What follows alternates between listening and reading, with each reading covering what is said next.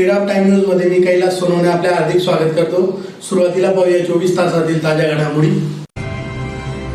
सप्तशृंगी कॉलनीत राहणाऱ्या पोलीस कर्मचाऱ्याचे बंद घर खोडून धाडसी चोरी। शहरातील रस्त्याच्या कामांसाठी मुरुम खडी केवळ कागदपत्री खर्च टाकून महापालिका अधिकाऱ्यांनी 3 कोटी हडप केल्याचा माजी आमदार अनिल गोटेंचा गंभीर आरोप। आमदार अबू आझमी यांच्या प्रतिमेस जोडेमार आंदोलन करून त्यांच्यावर देशद्रोहाचा गुन्हा दाखल करण्याची मागणी। आणि नवजीवन इंग्लिश मीडियम स्कूलचा वार्षिक स्नेहसंमेलनाचा कार्यक्रम हिरेभवन येथे संपन्न।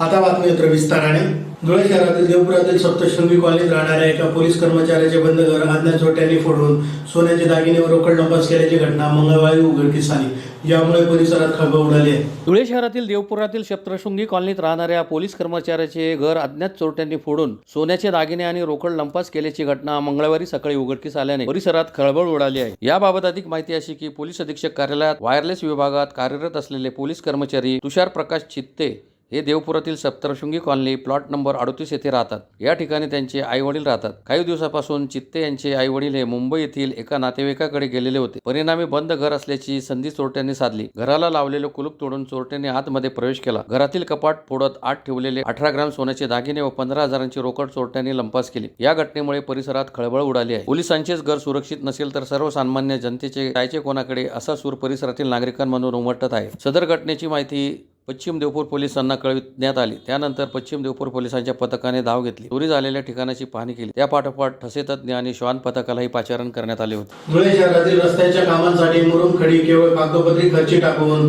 महापालिका अधिकाऱ्यांनी 3 कोटी हडप केल्याचा गंभीर आरोप माजी आमदार अनिल गोटे यांनी पत्रकार परिषद घेऊन केला आहे। धुळे शहरातील रस्त्याच्या कामांसाठी मुरुम खडी केवळ कागदोपत्री खर्ची टाकून मनपा अधिकाऱ्यांनी 3 कोटी हडप केल्याचा गंभीर आरोप करीत याबाबत वन विभागाकडे तसेच पोलीस अधिकाऱ्यांकडे तक्रार दाखल केली असल्याची माहिती माजी आमदार अनिल गोटे यांनी पत्रकार परिषद घेऊन दिली आहे। त्यांनी माहिती देताना सांगितले की नगाव बारेलगत सरकारी धान्य गोडाऊन ते धुळे बिलाडी रस्त्याला जोडण्याच्या नावाखाली महानगरपालिकेने 1 कोटी 61 लाख रुपये तिजोरीतून हडप केले आहेत। तसेच काही ठेकेदारांना हाताशी धरून आवश्यकता नसताना धुळे शहरालगत असलेल्या गावांना जोडण्याकरता खडी मुरुमाच्या रस्त्यापोटी याशिवाय अजून 1.5 कोटी रुपये खर्ची टाकले। धुळे शहराच्या डेव्हलपमेंट प्लॅन मध्ये जुना आग्रा रोड ते धुळे बिलाडी रस्ता हा अंदाजे 2.5 किलोमीटर लांबीचा व 30 मीटर म्हणजे 100 फूट रुंदीचा रस्ता दर्शवण्यात आला आहे। सदर रस्ता करायचा असल्यास वन विभागाच्या सर्वे नंबर देवपूर 46 व 134 या वन विभागाच्या ताबे उपभागातील असलेल्या जमिनीतून करणे आवश्यक होते व आहे। सदर रस्त्याकरता एकूण 5 हेक्टर 40,000 एवढे क्षेत्र वन खात्याकडून मिळवणे आवश्यक होते, परंतु पळवाटा शोधण्यात आल्या वन जमिनीतून विनापरवानगी गौण खनिज काढून रस्त्यावर टाकले गेले। साधारणतः 100 फूट रुंद व किमान 10 फूट खोल एवढा मुरुम दगड खडी काढून रस्त्याच्या कामासाठी तर वापरली शिवाय सर्रास विक्री केली असल्याचे त्या भागात राहणाऱ्या नागरिकांनी सांगितले। सदर रस्त्यावर रोलर सुद्धा फिरवला नाही। रस्त्याला बाजूला 4 फूट खोल व 3 फूट रुंदीचे चर खणले असून त्यातील गौण खनिज गेले कुठे हा गंभीर प्रश्न उपस्थित होतो। स्वर्गीय दिलीप पायगुडे हे मुख्याधिकारी व आयुक्त पदावर असताना त्यांनी महापालिकेतील भ्रष्टाचाराला लगाम कसण्यासाठी पालिका क्षेत्रात खडी मुरुम टाकण्यास बंदी घातली होती। 1 ट्रॅक्टर मुरुम टाकायचा आणि डझनभर ट्रॅक्टरची महापालिकेकडून बिले काढून घ्यायची असे काळे धंदे तत्कालीन नगरसेवक करीत याचा कायमस्वरूपी बंदोबस्त व्हावा यासाठी पालिकेच्या सर्वसाधारण सभेत असा ठराव एकमताने मंजूर करून घेतला होता। त्या ठरावाला हरताळपासून आयुक्त अमिता दगडे पाटील यांनी अखेरीस दगडाची खडी करून पालिकेच्या लुटीला हातभार लावला आहे। महिला अधिकारी आहेत म्हणून भोकांड पसरवणाऱ्यांना माझा सवाल आहे की महिला असली म्हणून त्यांना धुळे पालिका लुटण्याचा परवाना देण्यात आले आहे का? आपल्या तक्रारीची दखल न घेतल्यास हे प्रकरण सर्वोच्च न्यायालयात दाखल करू असा इशाराही माजी आमदार अनिल गोटे यांनी पत्रकार परिषदेत दिला आहे। देशाच्या पहिल्या महिला राष्ट्रपती आणि महाराष्ट्राच्या सुकन्या श्रीमती प्रतिभाताई पाटील यांना त्यांच्या मावशीकडनं 26 एकर जमीन मिळाली होती। ही जमीन जयकुमार रावल यांच्या मातोश्री यांची सख्खी बहीण यानंतर यांची पत्नी यांच्या नावाने बोगस ट्रस्ट स्थापन करून हडप केली।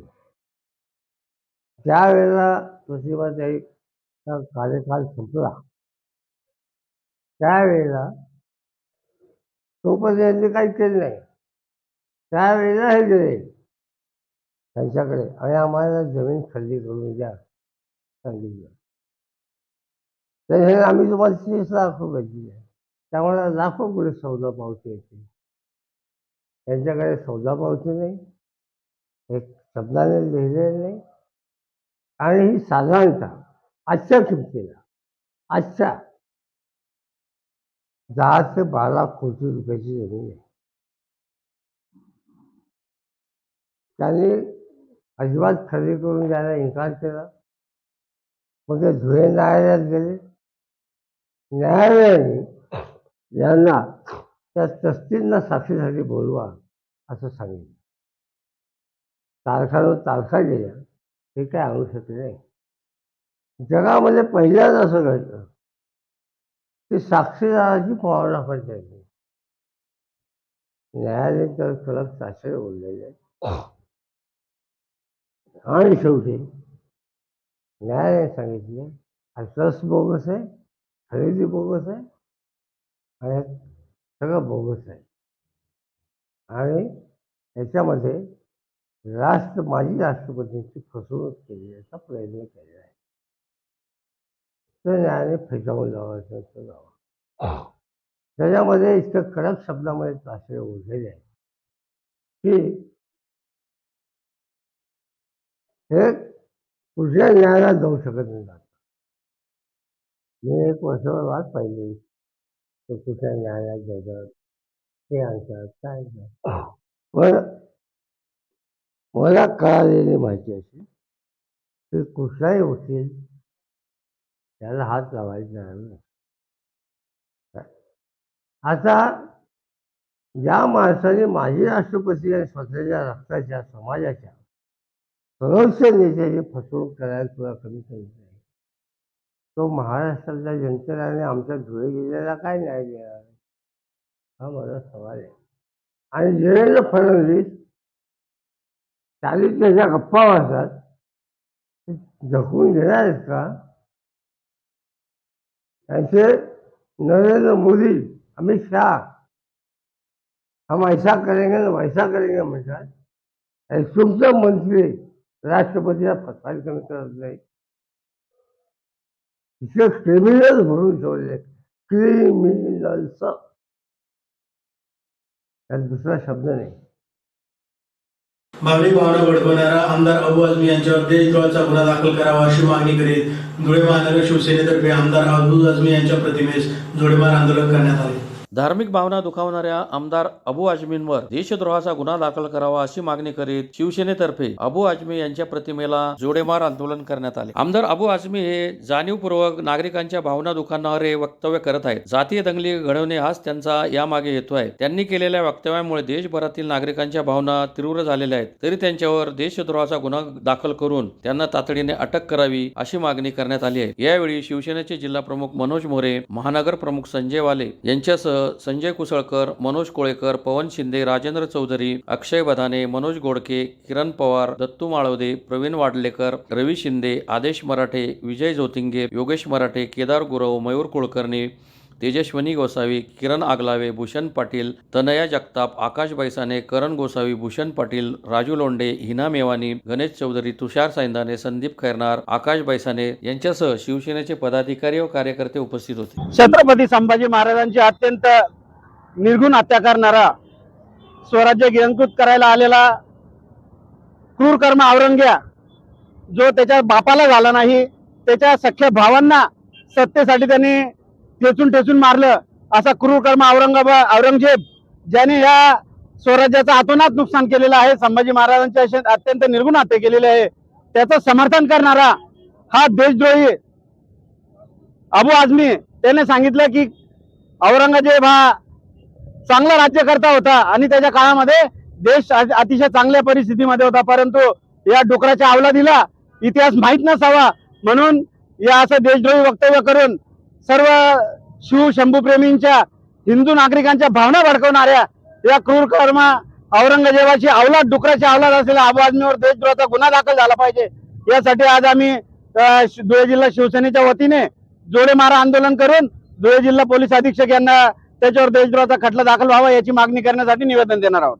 धुळे शहरातील साखर रोडवरील नवजीवन इंग्लिश मीडियम स्कूलचा वार्षिक स्नेह संमेलनाचा कार्यक्रम शहरातील स्टेशन रोडवरील हिरेभवन येथे सोमवारी संपन्न झाला. धुळे शहरातील साखरी रोडवरील नवजीवन इंग्लिश मीडियम स्कूलचा 43वा वार्षिक स्नेह संमेलनाचा कार्यक्रम स्टेशन रोडवरील हिरेभवन येथे सोमवारी सायंकाळी संपन्न झाला. कार्यक्रमास प्रमुख पाहुणे म्हणून जिल्हा पोलीस अधीक्षक श्रीकांत दिवरे, विधी सेवा प्राधिकरणाचे न्यायाधीश संदीप स्वामी तसेच वरिष्ठ पत्रकार निखिल सूर्यवंशी हे उपस्थित होते. शाळेतील विद्यार्थी व विद्यार्थिनी यांच्या कलागुणांना चालना व वाव मिळावा तसेच विद्यार्थ्यांची प्रगती व्हावी या उद्देशाने सदर स्नेह संमेलनाचे कार्यक्रमाचे आयोजन करण्यात आले होते. प्रमुख अतिथींच्या हस्ते दीप प्रज्वलन करून कार्यक्रमास सुरुवात करण्यात आली. स्नेह संमेलनाच्या कार्यक्रमात विद्यार्थ्यांनी कला, डान्स, गाणे, नाटिका सादर केल्या. या प्रसंगी जिल्हा पोलीस अधीक्षक श्रीकांत दिवरे, विधी सेवा प्राधिकरणाचे न्यायाधीश संदीप स्वामी, वरिष्ठ पत्रकार निखिल सूर्यवंशी, नवजीवन इंग्लिश मीडियम स्कूलचे अध्यक्ष हर्षकुमार रेलन यांच्यासह नवजीवन इंग्लिश स्कूलचे विद्यार्थी, विद्यार्थिनी तसेच पालक मोठ्या संख्येने उपस्थित होते.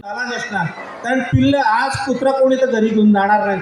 कारण नेला तर अल्सेशियन पाहिजे, डॉबरमॅन पाहिजे, चॉईस बदलल्यात प्रत्येकाच्या. पण अलीकडचे रस्त्यावरचे कुत्रे मला वाटतं फारसंही नाही. सर तुम्हाला सांगतो 8 दिवसात ते 4ही कुत्रे फक्त गाडी खाली एक्सपायर झाले. फक्त माझी चूक एवढी झाली की माझ्या कॉलनीमधला रस्ता करताना त्या ठिकाणी स्पीड ब्रेकर टाकला नाही. त्याचे परिणाम त्या कुत्र्याच्या पिल्लांना भोगावे लागले.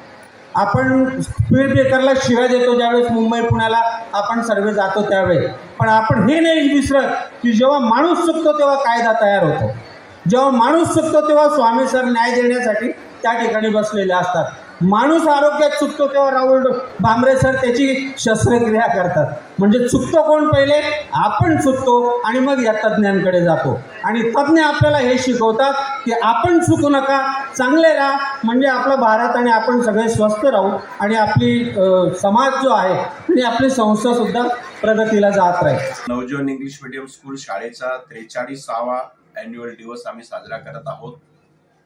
43 वर्षांपूर्वी आमच्या समाजातील काही सुशिक्षित लोकांनी या शाळेची स्थापना केली होती आणि त्यांचा वारसा आज आम्ही पुढे चालवत आहोत. आमच्या शाळेत आम्ही फक्त पुस्तकी ज्ञान न देता, पुस्तकी ज्ञान तर फार आवश्यकच आहे, ते आम्ही देतोच आहे त्या हिशोबाने, पण त्याच्या व्यतिरिक्त प्रत्येक मुलाला त्यांचा सर्वांगीण विकास कसा होईल आणि आम्ही इथं जे वेगळ्या प्रकारचे आम्ही शिक्षण देतो. प्रत्येक महिन्यात आमचे जे प्रोजेक्ट सुरू असतात ते त्या मुलांना पुढे नेण्यास फार मदतगार ठरतात. आमची आज शाळेला 43 वर्ष झाल्यामुळे इथले हजारो विद्यार्थी फार मोठ्या मोठ्या हुद्द्यावर MNCमध्ये, मल्टीनॅशनल कंपनीजमध्ये, पुष्कळ ठिकाणी आज आपले वर गेलेले आहेत. आणि आमची शाळा ही धुळे शहरात सर्वात कमी फी घेणारी शाळा आहे आणि आम्ही फक्त शिक्षणावर हे करतो. आणि आमच्याकडे जे सर्व शिक्षक वृंद आहे, आमचे प्रिन्सिपल असतील, आमचे स्टाफ असतील, आमचे ट्रस्टी असतील, आम्ही एक व्यापारी समाजाचे सर्व ट्रस्टी असल्यामुळे खर्चावर आमचं फार नियंत्रण असतं. म्हणून आम्ही आमच्या शाळेत गरीब मुलगा सुद्धा इथं ॲडमिशन घेऊन फार मोठ्या पदावर जाऊ शकतो. आमची या वर्षाची सुद्धा ॲडमिशन आता सुरू झालेली आहे. ज्यांनी ॲडमिशन घ्यायची असेल त्यांनी आमच्या शाळेत संपर्क करून पुढच्या वर्षासाठी ॲडमिशन ते घेऊ शकतात. पुन्हा एकदा ठळक घडामोडींवर. सप्तशृंगी कॉलनीत राहणाऱ्या पोलीस कर्मचाऱ्याचे बंद घर खोडून धाडसी चोरी. शहरातील रस्त्याच्या कामांसाठी मुरुम खडी केवळ कागदपत्री खर्च टाकून महापालिका अधिकाऱ्यांनी 3 कोटी हडप केल्याचा माजी आमदार अनिल गोटेंचा गंभीर आरोप. आमदार अबू आझमी यांच्या प्रतिमेस जोडेमार आंदोलन करून त्यांच्यावर देशद्रोहाचा गुन्हा दाखल करण्याची मागणी. आणि नवजीवन इंग्लिश मीडियम स्कूलचा वार्षिक स्नेह संमेलनाचा कार्यक्रम हिरेभवन येथे संपन्न. याचबरोबर श्रीराम टाइम न्यूजच्या बातमीपत्र संपली. दिवसभरातील ताज्या घडामोडींसाठी पाहत राहा श्रीराम टाइम न्यूज. भेटूया पुढील प्रसारणात. तोपर्यंत नमस्कार.